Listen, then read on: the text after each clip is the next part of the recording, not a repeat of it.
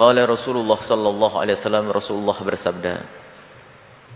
Qala, beliau berkata, Sayyidina Abdullah Umar berkata, qala, berceritalah, bersabdalah Rasulullah sallallahu alaihi wasallam, idza tala'a hajibus syamsi, jika terbit matahari,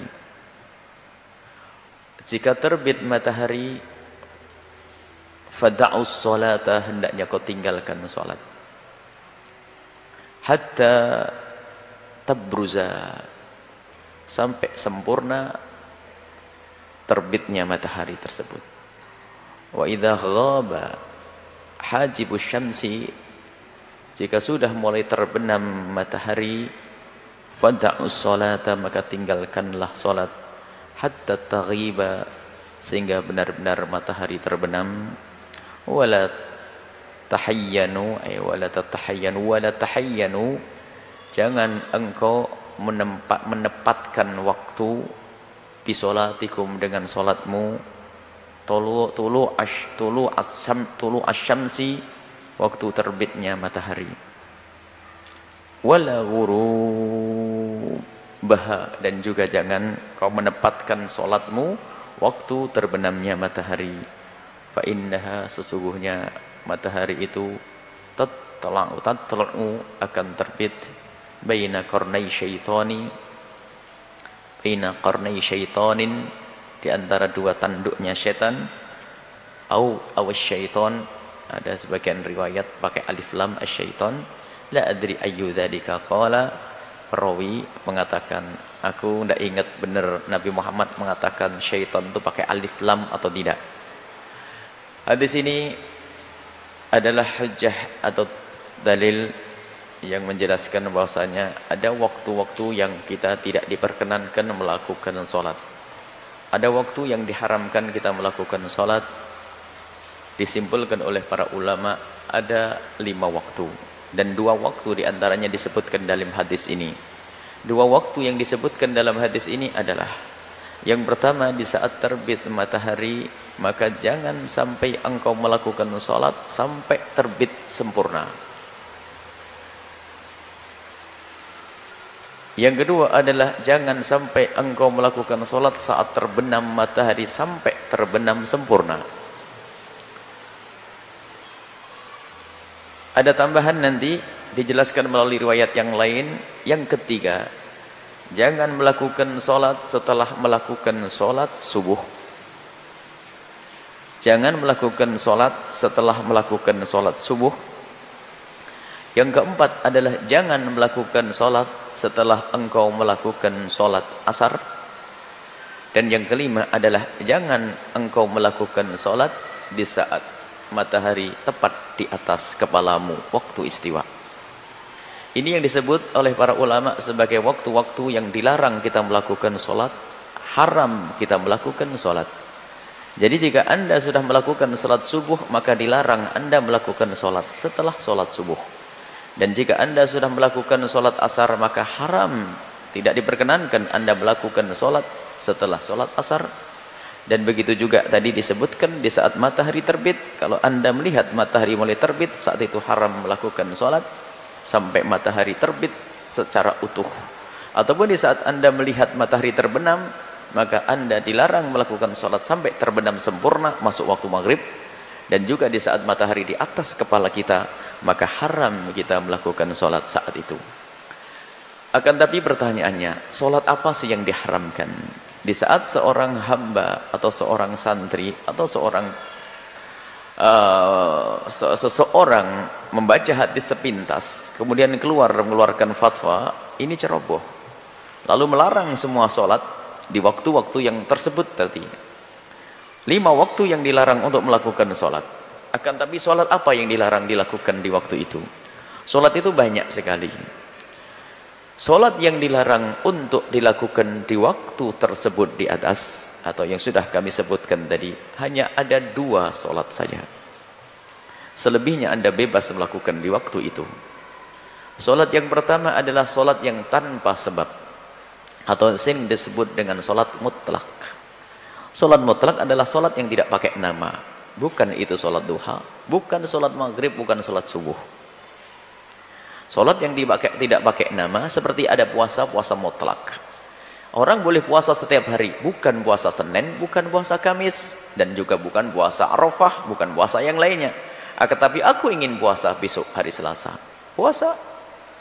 Namanya puasa, bukan puasa hari putih, hari tanggal 13, 14, 15. Yang penting aku ingin puasa besok hari, bukan mengkodok puasa, maka namanya puasa mutlak. Orang duduk, orang misalnya masuk ke satu tempat, atau ibu, bapak punya waktu yang nganggur, punya waktu luang di atas kendaraannya. Sholat sudah beres semua, duha sudah, ini semua sholat sunnah pada beres semuanya. Tapi saya masih punya banyak waktu. Lalu dia memperbanyak sholat. Mungkin 1000 rakaat. Allah, 2 rakaat, 2 rakaat, 2 rakaat. Ini namanya sholat sunnah mutlak. Sholat sunat yang tidak pakai nama, yang tanpa sebab. Maka sholat sunat mutlak ini haram dilakukan di waktu yang tersebut tadi. Di 5 waktu tersebut. Kemudian yang kedua adalah sholat sunnah yang sebabnya adalah mutaakhir, atau sebabnya itu adalah menyusul nanti. Sebabnya menyusul. Ada sholat yang sebabnya menyusul, jadi kita melakukan sholat dulu sebelum sebab itu tiba. Dan itu tidak banyak, hanya sedikit sekali. Di antaranya adalah sholat sunnah umroh. Semoga semua merasakan umroh nanti. Mungkin kita di Bir Ali atau di Masjid Siti Aisyah, mungkin dari Madinah di Bir Ali, kita mandi, mau sholat, mau melakukan ihram, mau niat haji atau niat umroh, terserah. Setelah mandi, atau di Masjid Siti Aisyah di Tan'im sana, jadi biasanya mandi sunnah. Setelah mandi sunnah, melakukan sholat sunnah. Sholat sunnahnya namanya sholat sunnah umroh. Umrohnya setelah sholat sunnat. Baru setelah sholat sunnat kita keluar, baru nanti di batas yang sudah ditentukan kita niat umroh. Berarti sholatnya lebih dulu daripada sebabnya. Namanya sebab mutaakhir. Kalau sebabnya menyusul seperti ini, maka haram dilakukan di 5 waktu yang disebutkan tadi. Selain ini boleh. Selain ini boleh. Mungkin ibu-ibu punya utang, bapak-bapak punya utang sholat, lakukan setelah waktu asar, lakukan setelah waktu subuh. Bahkan mungkin ada di antara kita masuk masjid sudah didirikan jamaah, sementara kita belum melakukan sholat sunnah qabliyah subuh. Setelah melakukan sholat berjamaah, kemudian setelah itu berdiri melakukan 2 rakaat subuh, maka itu bukan yang diharamkan, karena ini bukan sholat sunnah mutlak. Dan waktunya waktu subuh. Atau mungkin kita ketinggalan sholat sunnah. Ingat, ya Allah, ba'diyah isya belum saya lakukan. Saya belum melakukan sholat sunnah ba'diyah isya.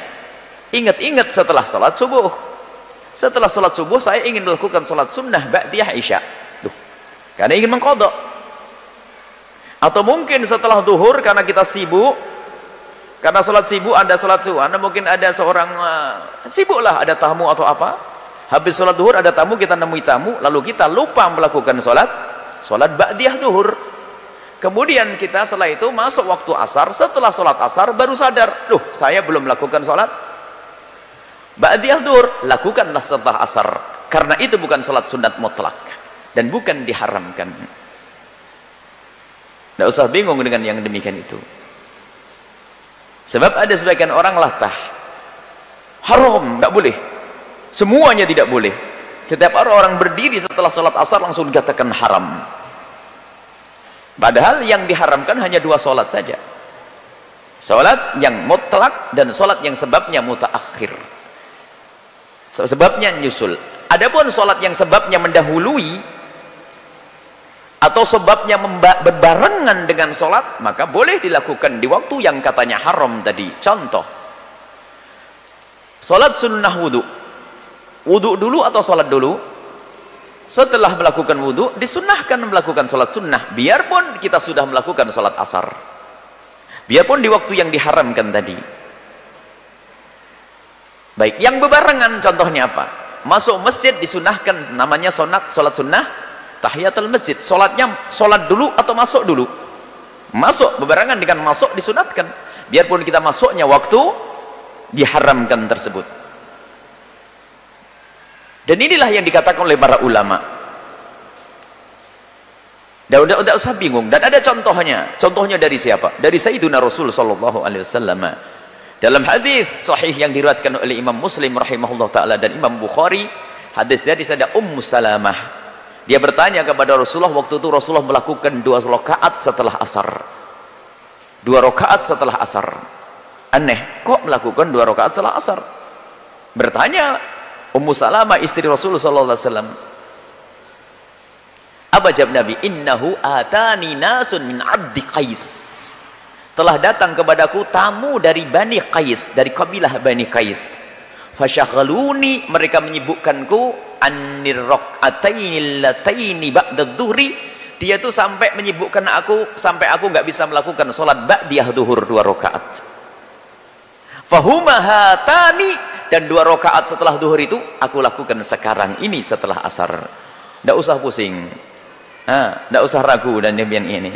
Jadi yang diharamkan cuma 2. Akan tapi ada sebagian orang hanya karena membaca misalnya di dalam kitab Safinah dan kita ini haram begini, selesai semuanya haram.